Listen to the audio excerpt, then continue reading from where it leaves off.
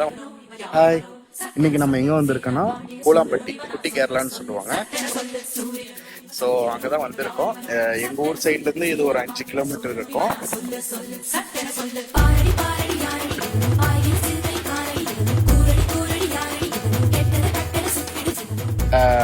இங்கே வந்து சண்டே ஆனால் போட்டிங்,